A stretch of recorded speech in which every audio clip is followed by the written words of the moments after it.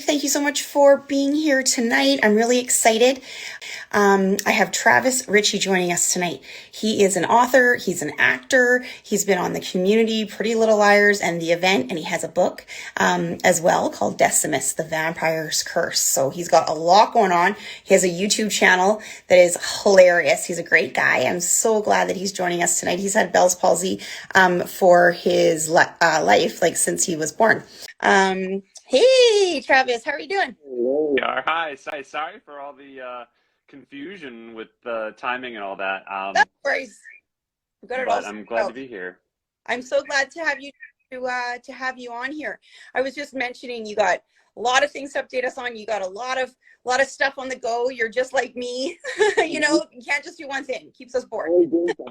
Which is why we had confusion today, because I was on set most of the day today, and and I thought I was like, Okay. okay, we're confirmed, we're good.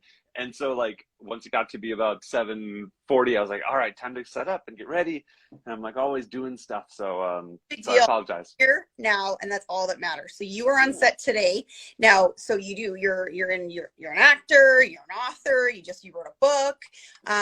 So that's what you do full time. You're an author or mostly an actor full time then? And I am transitioning more into writing these days. It's hard making a living as an actor. I've been very lucky. I'm a small town kid from Wisconsin, and I've been very lucky to have done the things that I've done. I've had roles on shows that people actually watch, which is more than a lot of people can say.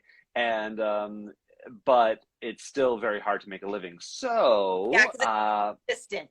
Even if exactly. role, you're like, you don't know how long it's going to last or if the show's going to last. And That's yeah, true, yeah. It's all very ephemeral. So I transitioned into writing. I've always been a writer, but mostly it's been sketch comedy and stuff like that. But I have lately been transitioning more towards writing TV, like pilots and stuff like that. And then over the pandemic, I wrote my first novel. that's great. Yeah, I looked at it. It looks great. You obviously have a huge fan base. In the vampire kind of genre, there's lots of fans there. That's fantastic. I'm branching out. I've been asked to write a chapter in a book. We're doing a collab with people with facial paralysis, so I'm branching into that as well. So I'm really excited about that. Get into the author. Uh, So you've had Bell's palsy for your whole life. You were born with it. Um, Tell us a little bit about that, your challenges and things that you found through life and how you kind of get through it. Or it's an interesting thing growing up with it, because kids are just tiny little a-holes, and for some reason, once you get to a certain age, children find anything to make fun of that sets you apart from them. And so when I was a kid, in addition to the slanty smile and all that, my eye would water all the time to keep it wet. And so like they would tease me for crying, and just mercilessly. anything. So but weirdly enough, I think the upside of that is that it taught me empathy and kindness. And so I think that I am a nicer person, maybe because of it. I don't know. But for that, I try to be grateful for those things. And I'm grateful for the other things that I have going for me. So What you have, right? Yeah. yeah. And I don't know that I would have turned to comedy. Like, comedy is a defense mechanism. When I was a kid, I remember I was about 10 years old, and my mom called me into her room to watch an episode of Saturday Night Live, like a sketch. And I was hooked. And so she would let me stay up late on Saturdays, and then I would take those characters with me into school the next week to entertain my friends. And so instead of withdrawing and kind of closing myself off to the world, I said, I'm going to make y'all laugh. Yeah. And I mean, you're very that's, funny. Your videos are very funny. It does take a lot for me to say that because I really do appreciate good humor, and you're very funny. So I can see that, and that's fantastic because, like you're saying, I mean, we could say, okay, well, that's unfortunate that a person had to turn to that, but whatever. You did it, and you made it a positive. You turned that, like you're saying, a defense mechanism into a positive thing. exactly. Mm-hmm. My the as far as acting goes, it never. I was lucky enough, I guess, to be I was about 14 when I realized this what I had to do with my life, and I didn't think about the fact that, like, as an actor with half my face that didn't work quite right, that might be a challenge. And but I think, and it has been challenging. There are times where especially with commercial work, I used to do a lot of commercial auditions because I'm funny, and I would get a lot of callbacks. But then the feedback that I got was that I'm not character enough to be a character actor, right? Okay. Because I've got one really good side, Right. but I'm also I'm not guy next door enough to be the guy next door. I mean, Gotcha. and so I would hear from the reaction from producers to my casting director friends was, there's something off about him. He's funny, but there's something off, even if they couldn't put their finger on it. Because one nice thing about being born with it is that the muscle never really developed, and so it is a little less noticeable on me than people who develop it spontaneously. I'm sure you probably notice. I mean, a lot of people have a lot of drooping. I'd say half the people tell me they don't even notice it. Hmm. So Yeah. So, and then so the people like doing auditions, they're kind of just like, like what's going on there, right? and so, but for theatrical things, that's like for acting, for TV and movies and stuff like that. I feel like it serves me better because it makes me distinct Right. Yeah. in a way that, and so, I mean, there are other actors that are like that. You know, if you, I mean, maybe not with facial paralysis, but like you look at Steve Buscemi or Forrest Whitaker or people who have really distinct faces. Mm-hmm. Once you see them and you see that they're good, all they just become recognizable, and you're like, oh, Yeah. that's the good actor. Yeah, for sure. So So that's I'm so cool. hoping. Cool. Yeah. Well, that you took that and turned it into kind of like your trademark, Yeah.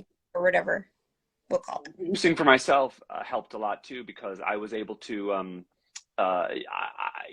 You probably experienced this. Those of you who've had facial paralysis, or really anybody who has a asymmetrical face, we don't like pictures of ourselves because the face that we're used to is the one we see in a mirror, which Right. only we see. The rest of the world and cameras Yeah. all see us flipped. Right. And so for me, my face is especially asymmetrical. So I hate pictures of myself Yeah. and video of myself, which is really ironic given that It's I love natural. doing filming. Yeah, exactly. But I started producing my own content about, oh boy, 15 years ago now, and editing my own footage. I'm watching hundreds of hours of footage of myself acting over the years, and it really made me used to seeing that version of my face. So so that was nice too in its Yeah, you way. get used to it. I mean, the more you do anything, the more, you get used to it. And I had to practice a new smile too. Same thing. Like with me, I have like, I don't smile with like the teethy smile, I used to before I had Bell's palsy. I And so, love to smile. As you can see, like I'm smiling all the time, and I try to practice like pulling the other side up, but in practice it just doesn't work in the moment. yeah, if you kind of move it there. Now, I'm interested, what I'd like to learn about is, I thought that Bell's palsy was sudden onset. Now they're born with it, but they still call it Bell's palsy. Yeah, yeah. So for me, so the muscles are controlled by that seventh cranial nerve, Yeah. and so any interruption or so a lot of people who develop spontaneously, it's the nerve that comes out through the skull is pinched off somehow, either by an infection or something. Sometimes the nerve is severed. I've met a couple of people who have had surgeries where the nerve is severed. Yeah. But for me, they think that the nerve itself is damaged. And so it never was sending enough electricity to that side of my face. And so nowadays, I actually read, oh boy, about 5 years ago, about the only other case of congenital Bell's palsy that I'd ever heard of personally, was a young girl here in LA. And they managed to do a surgery that they talked to me about, but I was already in my 20s by the time they started thinking about this, where they literally will like peel nerve fibers from the other side, like a banana, Mm-hmm. and like link them underneath, and then the nerve on this side will power the Yeah. muscles on this side as well. Yeah. But with me, they were like, yeah, we can do that, but we probably also would have to take like muscle from the thigh or something like that and put it in. So It's a, you might have a lot of scarring, and we don't know if yeah, it would you're improve. borrowing, it could not work. Yeah, And it's not cheap. Like, yeah, it's so expensive, and it's your yeah. face. So you're like, what if it makes it worse? So Exactly. I'm already like on the edge of being able to do what I want to do, so like I don't want to make it worse. And what they did do is, I don't know if you can see it, but I did get a gold weight put in my eyelid, so that I can blink my eye, because I wasn't previously able to blink it very well. But what I can do now is that, since you have two muscles in your eye, one that the blinking ones pull to the side, and right. then you have another muscle on top that pulls your eyelid back up after the blink. That muscle works on me. Okay. This muscle does not. And Okay. so when I relax my eye, the weight kind of just pulls the eyelid down to simulate a blink, and Mm-hmm. then I can blink it back up. So Yeah, it helps. usually that works pretty well. They do suggest that with people when they first get it as well, to help the eye close all the way, because that is what can cause synkinesis apparently, is that the eye actually doesn't close as much. So your eye is straining, so that like the nerves are like going like this while the eye isn't closing every time it blinks, which is what happened with me. I've had it for about 7 years now, and learning all these things. And I do physical therapy and everything now, but I'm similar to you, where it's, you get to a certain point where it's just part of you. And I, obviously for me, am grateful, and I love this community that we've all made together. And so, we get to a point where, yeah, I mean, if I was 16, maybe, but once you get on in life, you're kind of like, I got stuff to do. You look a little distinctive, but other than that, it's not terribly noticeable. So Yeah, I think that's you've just, come a long way. yeah, I'm very, I did heal a lot more than a lot of people do. I wasn't one of the ones that healed 100%, but like you said, you take what you get and be grateful for what we have. We can't sit around and cry in the corner. You gotta. My mom taught me early on that life, no matter what happens to us in life, it's just another of life's great adventures, whether it's good or bad. And I believe that life is about how we react to the things that happen to us, right? Because bad things happen to everybody, and so it's just reacting in a positive way and making the best of things. Because Yeah. what else are you going to do? Yeah, well, if it's not Bell's palsy, it's going to be something else, and that's where people ask me all the time, in chats, and I don't know if you get the same questions as well from people in audiences. Well, how do you do it? Well, you just do. You just do. You just have to be like, hey, this is what we got. Let's let's move So forward. grateful all the time for the things that I do have. Like I come from a very loving family, and I'm fairly intelligent, and I have all my arms and legs, and I'm very active and sporty, and yeah, I have been lucky enough to be loved, and so I'm very grateful for those things. And I really like how you put that, lucky to be loved, because I think that uh, there's a lot. That's probably the most important thing in life. As humans, we search for feeling included and being loved. And that's why, like you were saying, when you're a kid, kids who are jerks all the time, and they do. And they were like, I had like the mean girl situation, when I was a kid. It doesn't matter whether you have facial paralysis or anything. It doesn't matter. Mm-hmm. Kids will pick it apart. So I think that's fantastic. I'm the same, like, just to be grateful that we're loved and secure and have a great family and a basis to jump off of. So what's your next adventure? You're working on another book, or you said you were on set today. So were you producing today, or were you acting today, or tell us what you're My show today is I work on I can't really talk about it, but I work on a daily show, and it's more of a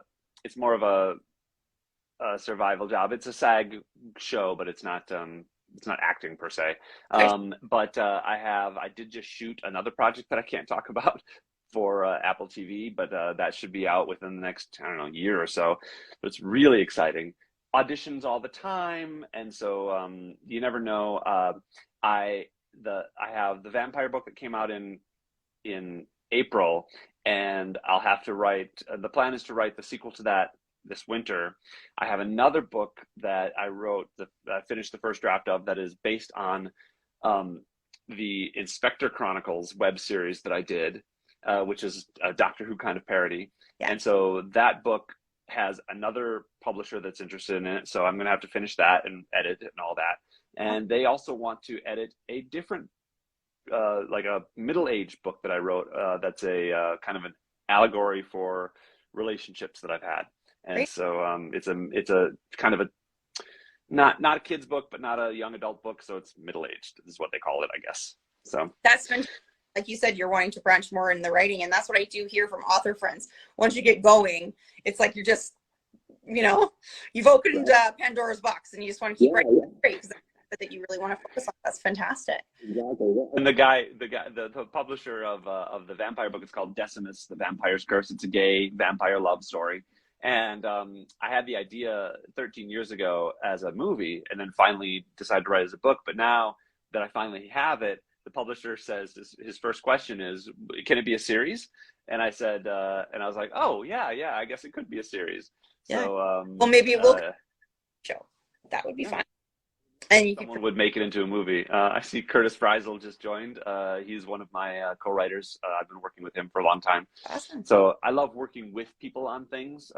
Curtis and I are working on a time travel series right now that hopefully we can produce soon. So yeah, all sorts of things in the pipeline. Well, and that's the thing, being such a people person, you want to make sure that you're always like working with people. I'm the same way. Like, you sound like you're very productive during COVID. Other than starting Bellspalsy Talk, I was not super productive. I was the opposite. And it's very hard, like for extroverts like us to not be with people. So that's great that you've made really good, progress. And it's so nice that life's opening up.